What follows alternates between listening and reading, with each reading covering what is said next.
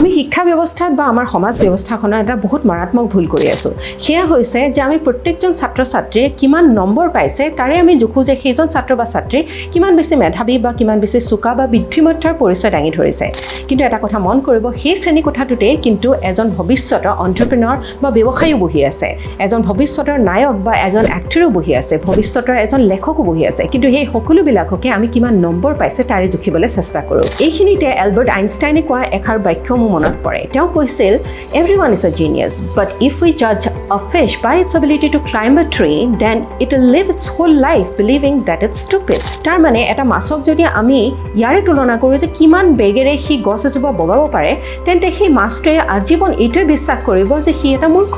ঠিক তেনেধৰণে আমি ভৱিষ্যতৰ যাৰ আশংকা আছে বহুত ডাঙৰ ডাঙৰ কাম কৰা বেলেগ বেলেগ দিশত সেইসকলক যদি কিমান নম্বৰ পাইছে তাৰে আমি জুখিবলৈ চেষ্টা কৰোঁ তেনেহ'লে আমি সেই সমাজৰ সেইসকল লোকৰ প্ৰতি অন্যায় কৰিছোঁ আপোনালোকে মোক জনাব মন্তব্য আপোনালোকৰ যে আপোনালোকে জীৱনত এনেধৰণৰ মন্তব্যৰ